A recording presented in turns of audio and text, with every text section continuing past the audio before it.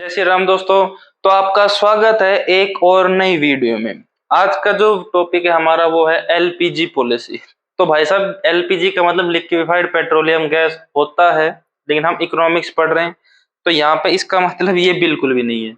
यहाँ पे इसका मतलब क्या है? Liberalisation, privatisation and globalisation. Privatisation and globalisation, ठीक है।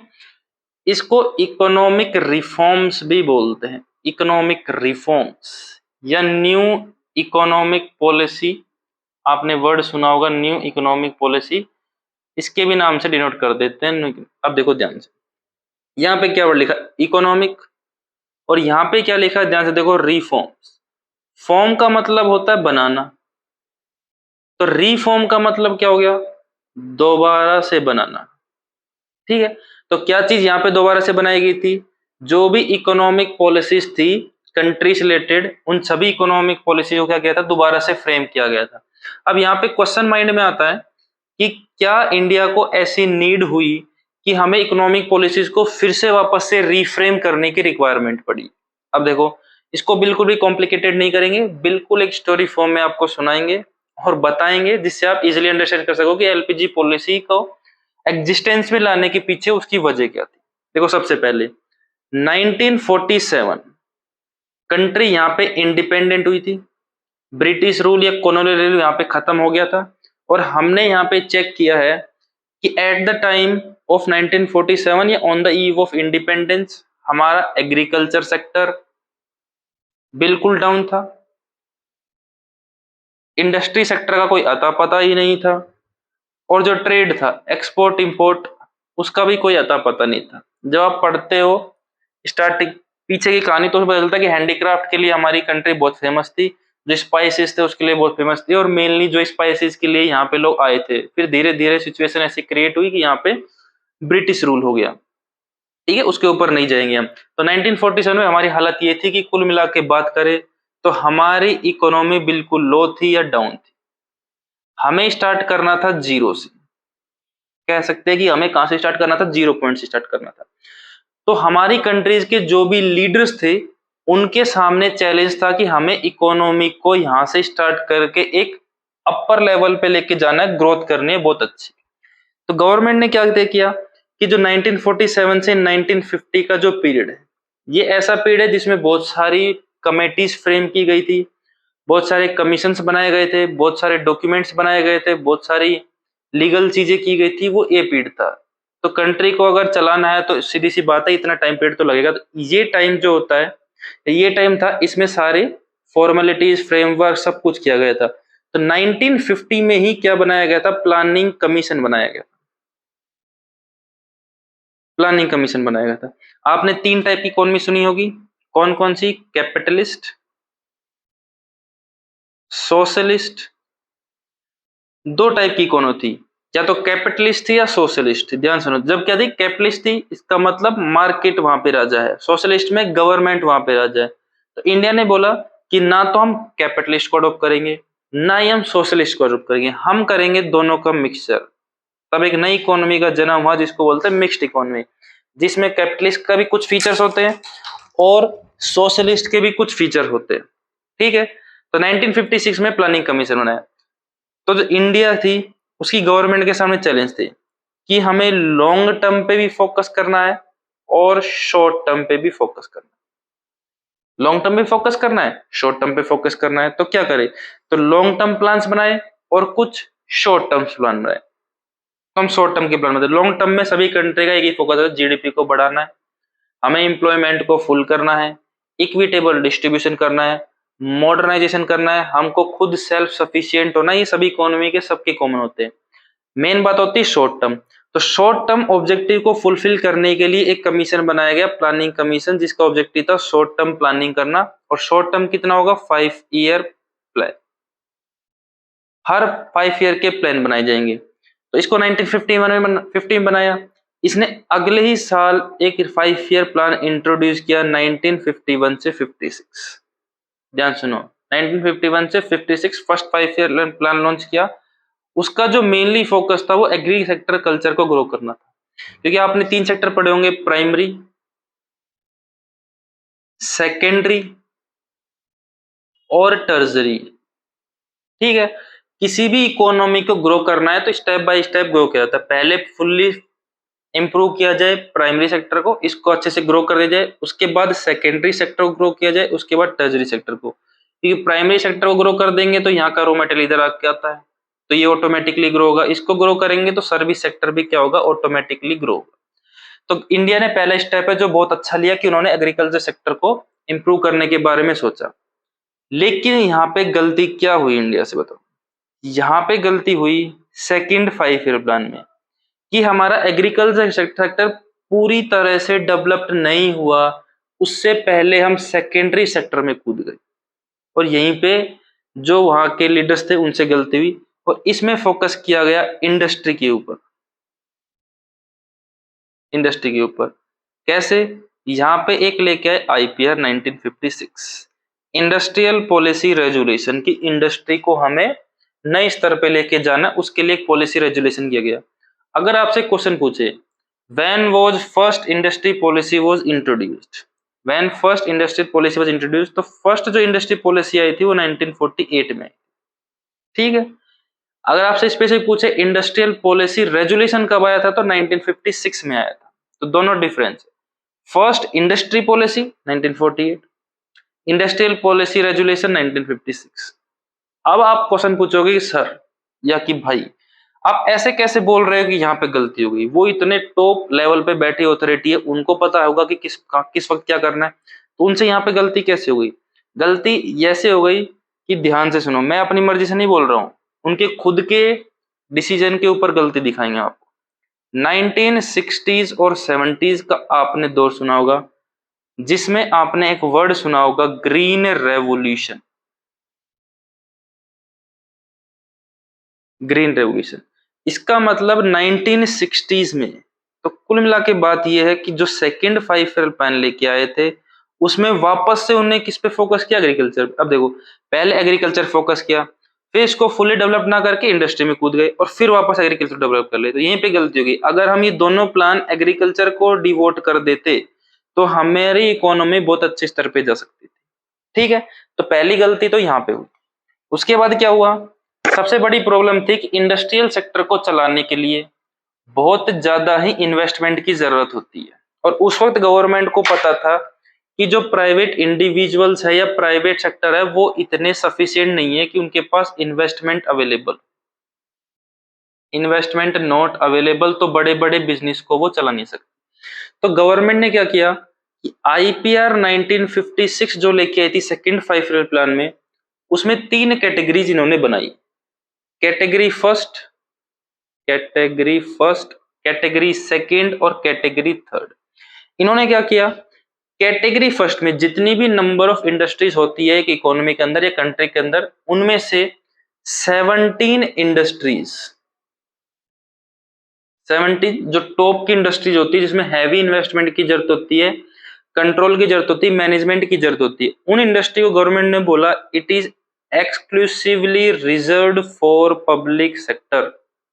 इसका मतलब ये सिर्फ और सिर्फ गवर्नमेंट इसमें काम करेगी, प्राइवेट वाले सेक्टर के लिए इसमें दरवाजे बंद है, उनको यहाँ आने की जरूरत नहीं है, दरवाजा लगा दिया कि प्राइवेट वाले इधर आ ही नहीं सकते।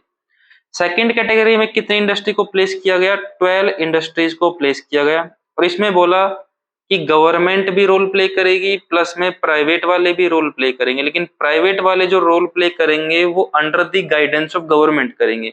इसका मतलब यहाँ पे भी प्राइवेट वालों के हाथ काट दिए कि आप इंडिपेंडेंटली वर्क नहीं कर सकते, under the guidance of government आपको क्या करना पड़ेगा, वर्क करना पड़ेगा। और थर्ड में जो रिमेनिंग जो इंडस्ट्रीज बच गई वो यहाँ पे प्लेस कर दी, यहाँ पे बोला इसमें प्राइवेट पार्टिसिपेट कर सकता है, कोई दिक्कत नहीं है। तो यहाँ पे नाम मात्र की इंडस्ट्री बची, कुछ था ही नहीं। तो गवर्नमेंट ने देखो क्या किया, जो मेन इंडस्ट्रीज थी उसमें पब्लिक सेक्टर का रोल रहेगा, गवर्नमेंट का रोल रहेगा, प्राइवेट को अलाउंस ही नहीं। फिर 12 इंडस्ट्री प्लेस की, उसमें दोनों करेंगे लेकिन ये अंडर द गाइडेंस ऑफ ये। तो कुल मिला के बात ये है कि डोमिनेंस, डोमिनेंस किसने किया, पब्लिक सेक्टर ने किया डोमिनेंस। कुल मिला के बात यह है कि डोमिनेंस किसने किया, पब्लिक सेक्टर ने। इसका मतलब गवर्नमेंट ने सारा कुछ अपने हाथ में ले लिया। कि सारा कुछ कंट्रोल इंडस्ट्री में हम करेंगे। अब देखो ध्यान से, अब इंडियंस को पता नहीं क्या दिमाग में आया, क्या उनके दिमाग में चला, 1950 से 1990 तक सारा कंट्रोल गवर्नमेंट के हाथ में था। गवर्नमेंट के जो लीडर्स थे उन्होंने क्या कंट्रोल किया, क्या कंट्रोल नहीं किया, कुछ अता पता नहीं है उसमें। सबसे बड़ी दिक्कत क्या आई, क्यों हमारी इंडस्ट्री फिर पिट गई, कि इंडस्ट्री उन्होंने अपने हाथ में ली थी और इंडस्ट्री पिट गई, बुरी तरीके से पिट गई। तभी एलपीजी पॉलिसी लेके आए थे। वो क्या पिट गई थी, देखो सबसे पहले वर्ड ये लिखता हूं मैं हमेशा। वैसे ये जो पॉइंट है पहले लिखना बनता नहीं है, लेकिन मैं पहले लिखता हूं हमेशा। इसके पीछे रीजन है कि करप्शन, कि करप्शन इतना ज्यादा हो गया था, बस भाई पूछे मत। मुझे तो इतनी दिक्कत है इस चीज से कि करप्शन, कि भाई साहब गवर्नमेंट आपको सैलरी दे रही है, फिर भी आपकी भूख मिट नहीं रही है कि आप लोगों से पैसे एक्सट्रैक्ट कर रहे हो। तो इसलिए इस पॉइंट को मैं सबसे पहले लिखता हूँ, क्योंकि मुझे बहुत गुस्सा आता है इस वर्ड से, करप्शन। तो जो भी गवर्नमेंट एम्प्लॉय थे उन्होंने पब्लिक कंपनीज में इतना करप्शन किया, इतना करप्शन किया कि कंपनी को बेच खा गए एक तरीके से। एक तो रीजन ये है। दूसरा रीजन क्या है, poor performance of public sector, poor performance of public sector undertaking. जो भी पब्लिक सेक्टर अंडरटेकिंग थी जो गवर्नमेंट के अंदर थी, उनकी परफॉर्मेंस क्या थी, पुअर थी। पुअर इन द सेंस जिसको बोलते हैं सिक यूनिट्स, या बोल सकते हो लॉस मेकिंग यूनिट्स। इसका मतलब कुछ एक ऑर्गेनाइजेशन को या अंडरटेकिंग्स को अगर हम हटा दें, तो बाकी जो भी अंडरटेकिंग्स थी गवर्नमेंट के अंदर, वो सारी की सारी किस में चल रही थी, बहुत ज्यादा हैवी लॉस में चल रही थी। ठीक है। दूसरा क्या था, adverse balance of payment, adverse balance of payment. इसका मतलब क्या है, एक बैलेंस ऑफ पेमेंट बनाया जाता है। ठीक है, बैलेंस ऑफ पेमेंट बनाया जाता है। बैलेंस ऑफ पेमेंट में जो हमने इंटरनेशनल ट्रांजेक्शन किए उसको रिकॉर्ड करते हैं। तो इस साइड रिकॉर्ड करते हैं हम एक्सपोर्ट्स, कि हमने एक्सपोर्ट किया होगा तो हमारे पास दूसरे देशों की करेंसी आई होगी, और इधर रिकॉर्ड करते हैं हम इंपोर्ट्स, कि हमने इंपोर्ट किया होगा तो हमने पैसा दिया होगा। तो एडवर्स का मतलब नेगेटिव, और नेगेटिव कैसे होगा, कि हमारे एक्सपोर्ट्स तो कम थे और इंपोर्ट ज्यादा था, एक्सपोर्ट कम थे और इंपोर्ट ज्यादा था, इसलिए हमारा बैलेंस ऑफ पेमेंट नेगेटिव चला गया। Deficit financing, deficit budget, deficit budget मतलब टोटल एक्सपेंडिचर ज्यादा है, टोटल रिसीट्स। इसका मतलब गवर्नमेंट जो है कमा कम रही है और खर्चा ज्यादा कर रही है। देखो खर्चा करने के लिए पैसा कहां से आएगा, तो एक दिक्कत ये चल रही थी उस टाइम पे, इन्फ्लेशन, जो प्राइजेस थे वो बहुत ज्यादा हाई हो गए थे। तो ये कुछ परेशानियां हो गई थी जो गवर्नमेंट ने यहाँ पे फेस की थी। अब देखो ध्यान से, सब परेशानी चली गई थी। अब देखो सब परेशानी, कोई दिक्कत की बात नहीं है, लेकिन परेशानी की दिक्कत ये आई कि 1990 तक आते आते इंडिया की हालत ऐसी हो गई, क्या हालत हो गई, कि इंडिया के पास 14 टू 16 डेज का पैसा बचा हुआ था सिर्फ। देखो ये कोई एग्जैक्ट डेट नहीं है, कोई 15 डेज ही बोलता है, कोई 10 डेज ही बोलता है, कोई 12 डेज ही बोलता है, कोई 20 डेज ही बोलता है, लेकिन हम समझने के लिए समझ लेते हैं कि इंडिया के पास कुछ ही दिन का क्या बच गया था, फॉरेन रिजर्व बचा हुआ था। अब फॉरेन रिजर्व की जरूरत क्यों होती है, फॉरेन रिजर्व की जरूरत इसलिए होती है ताकि हम बाहर से जो इनेसेसरी आइटम्स है उसको इंपोर्ट कर सके और उसके बदले में पेमेंट दे सके, जो हम इंडिया में उसको ग्रो नहीं पा रहे। ठीक है, तो गवर्नमेंट ने जब किया था तब क्या किया था, इंडिया के जो दरवाजे हैं उसको क्लोज कर रखा था। इसलिए हमारी इकोनॉमी कैसी थी, क्लोज्ड इकोनॉमी थी, और फोकस था इंपोर्ट सब्सटीट्यूशन पर। इंपोर्ट सब्सटीट्यूशन का मतलब कि गवर्नमेंट ये बोल रही थी कि बाहर से कम इंपोर्ट करो, जो हम इंपोर्ट कर रहे हैं कोशिश करो कि उसको हम अपनी डोमेस्टिक कंट्री में ही प्रोड्यूस करें। लेकिन फिर भी कुछ ज्योग्राफिकल कंडीशन की वजह से हमें कुछ आइटम क्या करने पड़ते हैं, बाहर से लेने पड़ते हैं, जैसे कि ऑयल। सीधी सी बात है भाई, ऑयल हमारे देश में नहीं है तो नहीं है, ये अरब कंट्रीज में, तो हमें वहां से लेना ही पड़ेगा। तो हमारे पास इतने कम पैसे बच गए थे कि लोग हमें सामान देने से ही मना कर रहे थे, हमारे पास पैसे ही नहीं है। इतनी सिचुएशन बेकार थी कि गवर्नमेंट जो उस थी टाइम की, उसने उसको पता था कि आने वाले 10-15 दिन तक हम गुजारा कर सकते हैं, उसके बाद हमारी इकोनॉमी क्या हो जाएगी, कोलैप्स हो जाएगी, क्योंकि दरवाजे बंद थे, किसी को अंदर आने नहीं दे रहे थे, यहाँ से बाहर किसी को जाने नहीं दे रहे थे। तो उस टाइम पे जो फाइनेंस मिनिस्टर थे वो कौन थे, आप बताओ कौन थे, सरदार जी। सरदार जी कौन, मिस्टर मनमोहन सिंह। तो आपको क्या लगता है पीएम ही रहे हैं? पीएम रहने से पहले भाई वो फाइनेंस मिनिस्टर रहे, और उस टाइम के पीएम थे मिस्टर नरसिम्हा राव। ठीक है, तो नरसिम्हा राव ने क्या किया, सारी बागडोर सौंप दी किसको, फाइनेंस मिनिस्टर मनमोहन सिंह को। अब सीधी सी बात है, ध्यान से देखो। अब यहाँ पे क्या हुआ, मनमोहन सिंह ने क्या किया, मनमोहन सिंह ने किया कि वो चले गए आईएमएफ और वर्ल्ड बैंक के पास कि हमको क्या चाहिए, लोन चाहिए। अब देखो वर्ल्ड बैंक और आईएमएफ का जो भी कंट्री जाती है लोन लेने के लिए, तो सीधी सी बात है, आपने देखा होगा या कभी सुना होगा, जैसे पाकिस्तान गई, श्रीलंका गई, कि जो ये लोन देते हैं ये अपनी खुद की कंडीशन पे लोन देते हैं।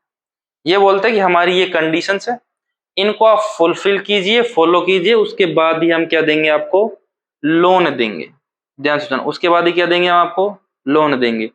चले गए, तो कंडीशन क्या रखी इन्होंने, बेसिक जो इंपॉर्टेंट कंडीशन है बोल देता हूं। इन्होंने बोला कि अपनी कंट्री में फॉरेन इन्वेस्टमेंट को परमिशन दो, फॉरेन इन्वेस्टमेंट को क्या करो, अलाउड करो।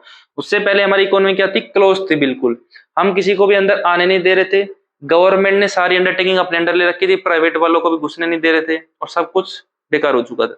दूसरा क्या बोला कि जो आपकी लॉस मेकिंग कंपनी है या लॉस मेकिंग इंडस्ट्रीज है, उसमें प्राइवेट सेक्टर को क्या करो, अलाउ करो। ठीक है, एक्सपोर्ट इंपोर्ट को अलाउ करो। ये 3 मेजर थे।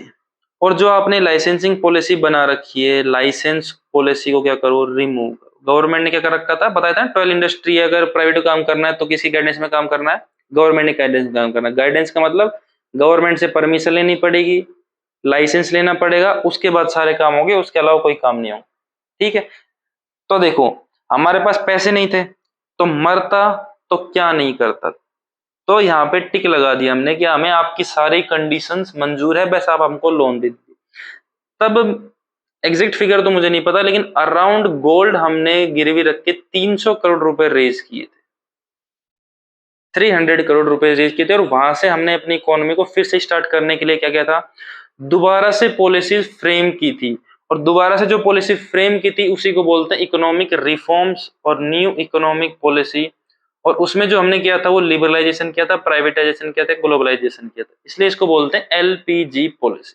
तो पीछे का फ्रेमवर्क बिल्कुल शॉर्ट में समझा देता हूँ। कंट्री आजाद हुई, सब कुछ बिगड़ा हुआ था, गवर्नमेंट ने बागडोर अपने अंडर ले ली, हमें किसी के ऊपर भरोसा नहीं था, तो हमने अपनी इकोनॉमी के दरवाजे बंद कर लिए, ना किसी को बाहर जाने देंगे ना किसी को अंदर आने देंगे, सारा काम हम खुद देखेंगे, प्राइवेट वालों को भी अलाउंस नहीं दिया। अगर प्राइवेट वालों को कुछ काम करना है तो गवर्नमेंट से लाइसेंस लो, परमिशन लो। एमआरटीपी एक्ट था, मोनोपोली रेस्ट्रिक्टिव ट्रेड पॉलिसी था, practice trade practice, monopoly restrictive trade policy. इसका मतलब गवर्नमेंट की मोनोपोली थी, अगर कुछ भी काम करना है तो परमिशन लो, एक्सपोर्ट करना है परमिशन लो, इंपोर्ट करना है परमिशन लो, नया बिजनेस स्टैब्लिश करना है प्राइवेट को परमिशन लो। फॉरेन इन्वेस्टमेंट को अलाउड नहीं किया, फॉरेन वाले यहाँ पर कोई भी इन्वेस्टमेंट नहीं कर सकते। पब्लिक सेक्टर की अंडरटेकिंग के पास थी, सब कुछ बेकार चला गया, करप्शन बढ़ गया, पूरा performance, balance of payment negative चल रहा है, डेफिसिट हो रखा है सब कुछ, फिस्कल डेफिसिट इसको बोलते हैं, फिस्कल डेफिसिट, डेफिसिट बजट लिखा था ना वहां पे, फिस्कल डेफिसिट आप बोल सकते हो कि टोटल एक्सपेंडिचर गवर्नमेंट के ज्यादा है, टोटल रिसिप्ट से कमा कम रही, खर्चा ज्यादा हो रहा है, इन्फ्लेशन बढ़ गया था। ठीक है, ये सब हो गया था, तो हम लोन लेने के लिए गए क्योंकि हमारे पास पैसे अवेलेबल थे। उन्होंने कंडीशन रखी, कंडीशन ऐसी रखी जिसकी वजह से हमें ये वाली पॉलिसी को क्या करना पड़ा, इंट्रोड्यूस करना पड़ा। ठीक है, अब देखो वीडियो लेंदी हो गई है, तो अगली बात अब नेक्स्ट वीडियो में बताएंगे। आपका बहुत बहुत धन्यवाद। स्टोरी पसंद आई तो लाइक कीजिए, धन्यवाद, और सब्सक्राइब करके ना भूलिए।